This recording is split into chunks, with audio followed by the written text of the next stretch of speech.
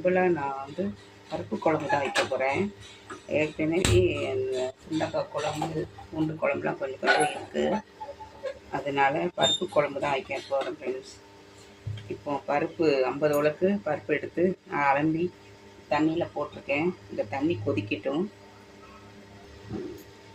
Friends. இதில் வந்து ஒரே ஒரு பெரிய தக்காளி ஒன்று எடுத்துருக்குறேன். இது காரத்துக்கு 3 பச்சை மிளகாய் எடுத்துருக்குறேன். இதை நம்ம இதில் ஆட் பண்ணிக்கலாம்.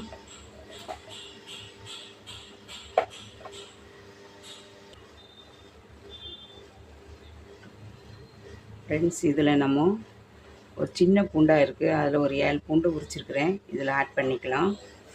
இப்போ வந்து இது கொதிச்சிருச்சு. இதில் கொஞ்சம் எண்ணெய் ஆட் பண்ணிக்கலாம்.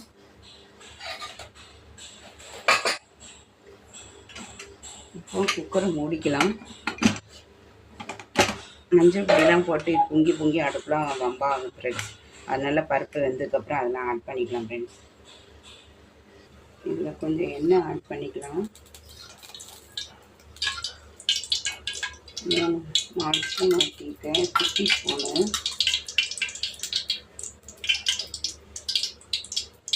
கொஞ்சம் கடுகு ஆட் பண்ணிக்கலாம். கொஞ்சம் ஜீரகம் போட்டுக்கலாம். 10 சின்ன வெங்காயம் வெட்டி வச்சுக்கிறேன். கொஞ்சம் கருவேப்பிலை ஆட் பண்ணி வச்சுக்கிறேன். தாளித்து வச்சுக்கலாம்.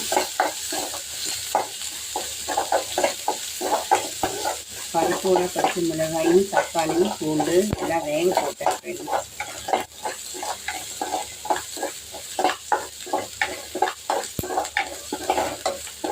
காரத்துக்கு அந்த பச்சை மிளகாய் மட்டும்தான், வேறு எதுவும் ஆட் பண்ண மாட்டேன்.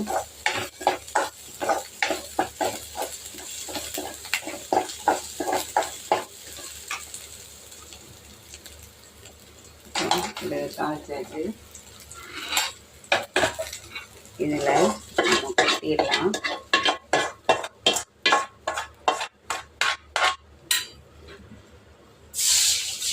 பருப்பு தண்ணி கட்டியாக இருக்கனால இதுலேயே கொஞ்சம் தண்ணி ஊற்றி ஆட் பண்ணிக்கலாம்.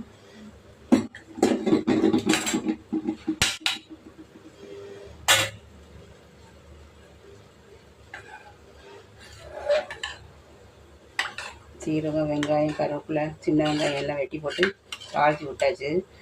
பச்சை மிளகா, பூண்டு, தக்காளி பருப்போடு போட்டு நல்லா மசிச்சு வச்சாச்சு. இதுக்கு தேவைக்கு நம்ம சால்ட்டு சேர்த்துக்கலாம் ஃப்ரெண்ட்ஸ். இது தேவைக்கு சால்ட்டு சேர்த்துக்கிறேன்.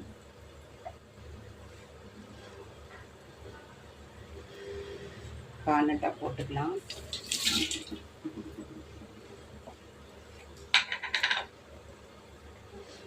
இதில் மஞ்சள் பொடி கொஞ்சம் ஆட் பண்ணியிருக்கேன்.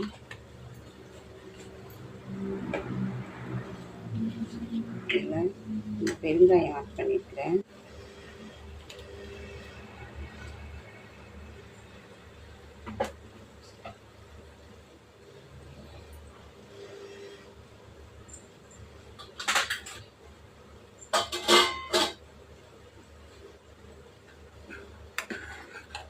அவ்வளோதான் ஃப்ரெண்ட்ஸ். ஒரு கொதி கொதித்தோடனே மல்லித்தலை போட்டு நம்ம இறக்கிக்கலாம். பருப்பு கொஞ்சம் கட்டியாக இருக்குது, அதான் கொஞ்சம் தண்ணி ஆட் பண்ணிக்கலாம் ஃப்ரெண்ட்ஸ். கொஞ்சம் தண்ணியாக இருந்தால் தான் நல்லாயிருக்கும், கட்டியாக இருந்தால் நல்லா இருக்காது.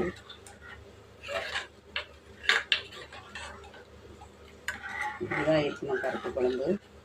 என் ஸ்டைலில் வச்சுருக்கேன் ஃப்ரெண்ட்ஸ். எனக்கு தெரிஞ்ச வேலை எனக்கு என் ஸ்டைலில் வச்சுருக்கிறேன். ஒரு கொதி வரட்டும் ஃப்ரெண்ட்ஸ்.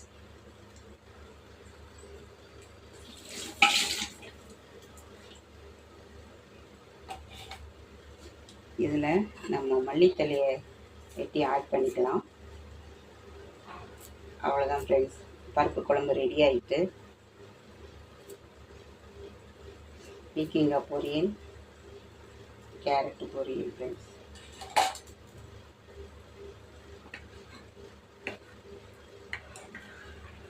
ஒரு கொதி வந்தோடனே இறக்கிடலாம். உப்புலாம் கரெக்டாக இருக்கான்னு பார்க்கலாம். அது புளி கிளி எதுவுமே கிடையாது, தக்காளி தான்.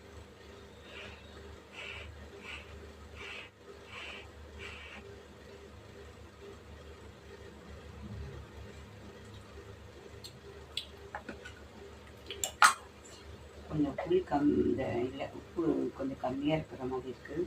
ஆனால் 2 போட்டுக்கிறேன் ஃப்ரெண்ட்ஸ். மற்றபடி எல்லாமே கரெக்டாக இருக்குது. அவ்வளோதான்.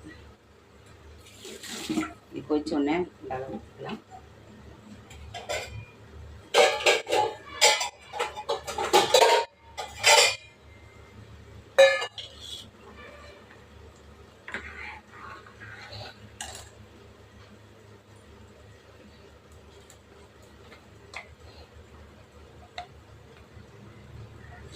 ஃப்ரெண்ட்ஸ், இதில் கொஞ்சோட நெய் ஆட் பண்ணிக்கலாம்.